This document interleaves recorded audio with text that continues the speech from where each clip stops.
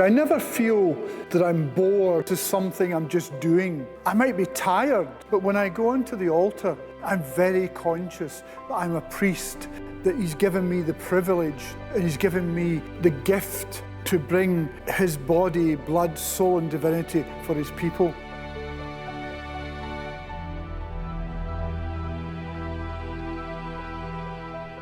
My parents were born in 1925. They knew each other from primary school. They grew up. My dad was in the Navy during the Second World War. My mother worked in a shop. They married in 1947, and I came along in 1951. My dad was a long-distance lorry driver initially, and then he had an accident with his back, and so he was off work for a while, and then went on to be a bus driver, a taxi driver. My mother stayed at home to look after me till I was in my teens, and then she went off to work in a shop. Very traditional Glasgow parents. Was I spoiled as an only child? I would say no. Probably others would say yes, but there was a sense of family. My grandmother stayed with us, and we were a close family. I can't think of anything about my childhood that I didn't enjoy. Now I've got a couple of cousins, but I don't really have an extended family. I have friends who are good friends who are my family now, and their families are my family. I feel supported by them. I don't feel alone. I feel very supported by them, and I also feel very supported by my parishioners here. I love seminary. I was at Alan Hall Seminary, which was the seminary for Westminster Diocese. It was founded in the 1500s in Douai in France to train priests to come back to England, particularly England, during the Reformation, and eventually moved to England in the 1700s, and then moved to Alan Hall, which was in the banks of the Thames in Chelsea in 1975. It's a well-established seminary. I was nervous about going there, but the seminarians were so welcoming. But the three of us had a great time. In our separate wing, we spent time together. We were seen as the fathers. It said in my final report, despite the fact that I tried to portray myself as the curmudgeonly dour Scotsman, I was quite nice. But we in London for a year, Friday was our day off, and I would take off and explore London and perhaps go to a show or whatever. And at weekends, each of us who were deacons, we were based in parishes, and I was based in a parish in Eastcote, St Thomas Moor Parish in Eastcote in Middlesex. In fact, I'm going down there at the end of January to say Mass of Thanksgiving down there. That's the one thing about Alan Hall, was that when you're in seminaries in the middle of nowhere, it's very difficult for pastoral placements. In Alan Hall, the boys had placements in all sorts of places, prisons, schools, with homeless people in parishes. But I thoroughly enjoyed seminary. It was one of the best experiences. At 65, I became Glasgow's newest priest. Maybe not the youngest, but the newest. I was ordained last year, the 28th of June, which was 8 years to the day I was ordained a deacon. And so I was ordained in St Andrew's Cathedral. People ask me for what I remember of the ordination. It was a blur in many ways. A number of the guys from the seminary came, 12 of them came up, as did the staff and various other folk. But the cathedral was full. I remember lying there and one of my friends from school singing the litany. I remember him placing his hands on my head. When he was anointing my hands, I couldn't get up and he had to help me up again. But it was just a wonderful spirit-filled occasion. I look at pictures now and just think with wonder, God did that to me. I was an altar boy from the age of 7. I would serve Mass in the mornings, Mass on a Sunday, sometimes would serve Mass in the local hospital on a Sunday afternoon, rosary, benediction. They all seem normal. They all seem normal. So yours was a normal, happy childhood, and you had no indication as a young man growing up that one day you would be a parish priest? I don't think so. I think every kid in those days would have thought of it. I remember priests coming in from different religious orders, coming into the school and talking about their work in Africa, India. And I remember the white fathers coming in with and their outfit. And you thought, oh, that'd be quite an interesting life, but not really. I didn't seriously think of that. I was too busy interested in going out to play. And you were too busy being a normal. Yeah, being a normal normal boy. Yeah. But your road to the priesthood began very much later in life. Yeah. Tell us a little about your life before you were a parish priest, your working life as well. I'll talk a wee bit about secondary school because that was quite important. Indeed. I went to St Mungo's Academy in Glasgow. There was a school run by the Maris brothers. It was founded in 1858. In fact, it was the Maris brothers and the school who were the reason for Celtic coming around.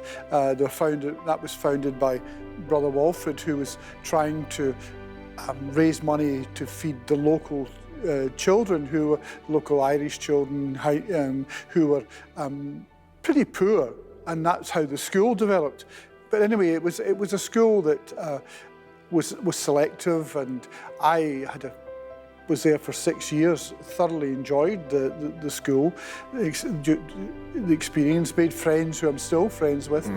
And from there I went on to Edinburgh University and Moray House College, where I studied social work. I think in those early days, people come into social work either through a belief, a political belief, or a religious belief. And I think I came in as a West of Scotland guy with both those, and wanting to change the world in some ways. So I trained as a social worker, and I started work as a social worker in 1974 in Springburn in Glasgow. Now, for those who don't know Springburn, tell us a little about that area. Would it be what we call challenging? It was challenging. It'd been an area that was built around the Cowlayers engine works. They made locomotive engines for all around the world, and they exported to India, Africa, all around the world. But it had begun to go into decline by then, and it was fairly challenging, quite a bit of deprivation there. And then I was there for 3 years as a social worker there, dealing with all aspects of childcare, probation, court social work, older people, learning disability. It was a generic social work, and I enjoyed that. I thoroughly enjoyed that. And then in 1977, I applied and got a post as a senior social worker in Clydebank. Clydebank was a town part, as we moved on, part of the conurbation of Glasgow. Clydebank shipbuilding area, the QE2, Queen Mary, lots of warships, all built there, very famous town, which was going into a decline as well. And I thoroughly enjoyed my time there. I was there for a number of years, particularly dealing with offenders and people who were coming out of prison. Loved that. Now, the story could have ended there with a gold watch and a handshake and a retirement. So what went right? Tell us when you went the journey from... commanding a large budget, presumably a salary commensurate with your experience. And from there, you are now talking to me as a parish priest. Just before I moved to Perth, the Archbishop Conte introduced the permanent diaconate to Glasgow. And he held an information night, and I wasn't particularly attracted to it. I had questions about, was this the clericalisation of the laity? However, I went along to see, and I thought this could possibly be for me. And so eventually I was accepted onto the course, which was run by the Bishops' Conference, but through Maryvale Institute in Birmingham and the Open University. It was a year of propedeutic year of discernment, and then a 4-year course part-time, which involved a number of essay modules, workbooks, 4 residential weekends, a residential homiletics weekend, a summer school with exams, a week's summer school with exams. These were all done in Perth in St Mary's Monastery in Canoe, the Redemptor's place. And so I eventually was ordained a deacon in 2009, 28th of June 2009. There were 12 of us ordained in St Mary's Abercrombie Street. And I was appointed as deacon to the parish of St Gregory's, Wynford, which was near my home. And I functioned there as a deacon. I was still working in Perth for a year of that, and then I decided to take early retirement in 2010. So I took early retirement, and I did some consultancy for a while, going in and out of organisations and councils. But during that time, I'd been asked to be, if I would like to be chaplain to a secondary school, John Paul Academy. The idea of that didn't attract me. I didn't particularly like the idea of working with young people, but I then spent 6 of the happiest years of my life. It was a wonderful ministry, working with the young people. It was the school was, it was a high attaining school for being in such a deprived area. And I worked there with Paul Kearney, the principal RE teacher, the headmaster, and the Salesian sisters came into the school weekly, and we worked there. And I really enjoyed that time. And we were obviously showing the young people around Rome. And I remember on the day before the canonisation, we had gone to the Lateran Basilica, St John Lateran's, and we were wandering around, and there were priests hearing confessions everywhere.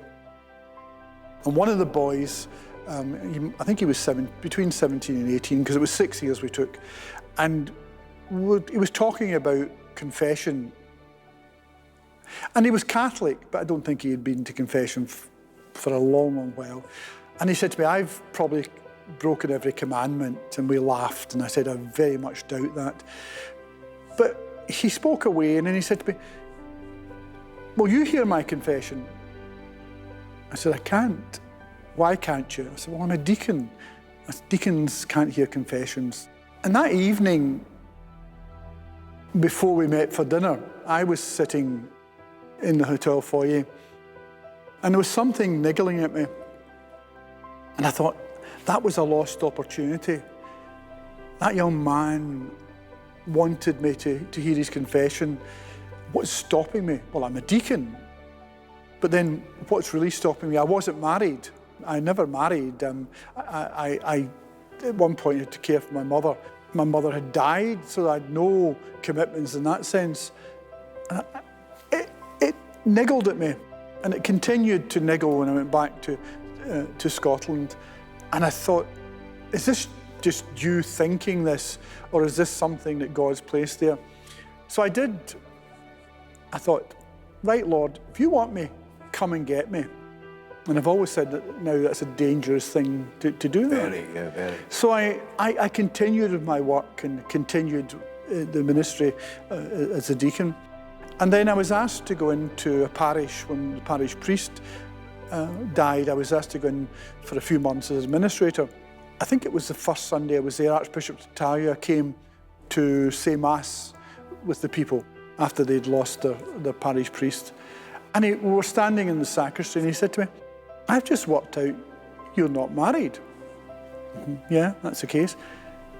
"Why aren't you a priest? Have you ever thought about it?" And I sort of said, yes, I had thought about it. And then I decided, unconsciously or whatever it was, I said, well, I'm 63. I really don't fancy going to Beda College in Rome for 4 years. I really, I don't know. We talked a little bit about it, and then that was it. The Archbishop went off, and I went off, and I continued. I finished my time in St Agnes's, went back to the school, went back to my parish. And then to see the Archbishop about something else. And he said to me, "You didn't come back to me about the priesthood." And I said, "Well, you didn't come back to me." And we had a discussion, and I said, "Well, I have been thinking about it, and I've been praying about it. And yeah, I think I'm prepared, but I'm now 64. Leave it with me," he says. This was a Thursday afternoon. On the Friday, the Chancellor, Monsignor Murray, sent me an email asking for outline of my diaconal ministry, what I had done, the studies, etc. On the Monday, he asked for information on my professional life. I sent that. On the Tuesday, he phoned me to ask me if I could come in to see the Archbishop on Friday, because the Archbishop wanted to formally interview me. And I remember saying, "Paul, how do you think it's going to go?" And he said, "Oh, it's fine." He said, "I've got your place in the seminary and you start in September." Absolutely shocked. I went in to see the Archbishop on the Friday. And the Archbishop, I have to say, the Archbishop was so enthusiastic. He was very supportive. He wrote to Rome to see what permissions he had to get. Rome came back with those permissions. And so we started preparation, or I started preparations for going to seminary for a year. Tell us about your first Mass, your first Mass after your ordination. Well, I suppose technically the first Mass was the Mass of ordination, but a couple of days afterwards, because the next day was the Feast of St. Peter and Paul, I was ordained 8 years to the day after my ordination as a deacon. So the next day was the Feast of St. Peter and Paul.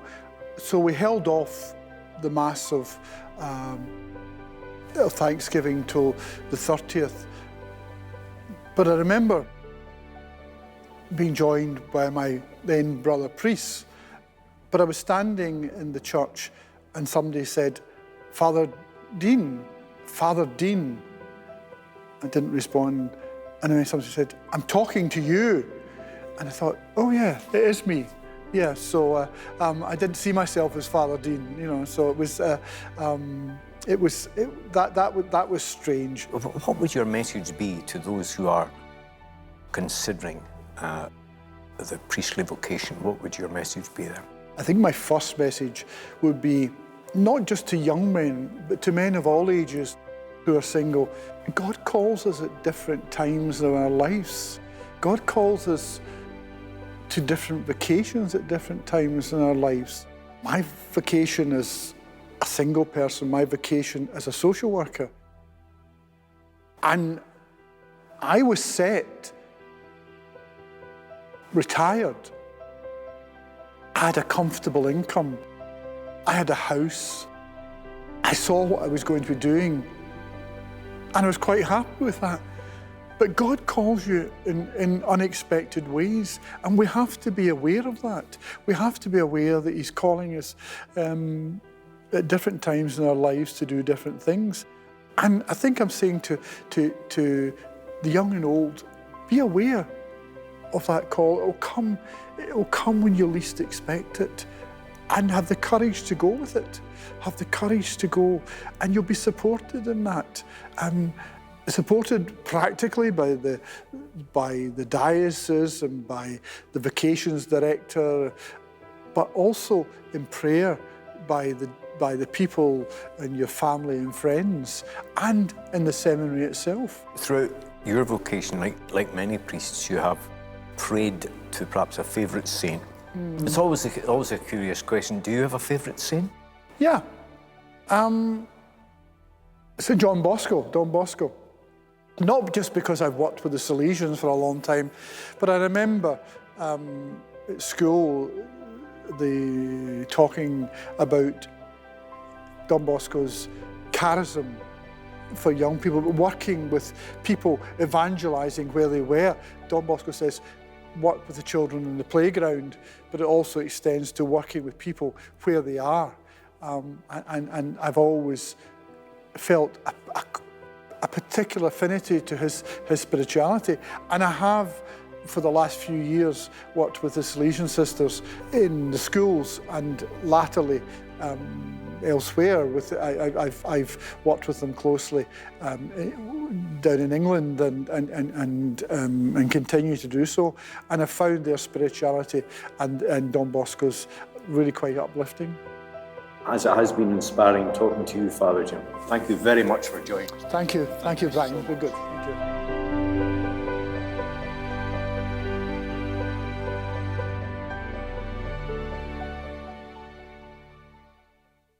At the end of Mass, we are told to go out and bring the gospel into our lives and witness to the gospel by everything that we say and do. It's so important that we are all out there bringing the joy of the gospel to everyone we know. And that's why I'm so pleased to endorse and offer my blessing to Shalom World TV for all that you are doing to bring good news into this world which is often sad and dark and in need of a message of hope. Thank you for what you're doing. May God bless your work always. Shalom World, God's own channel.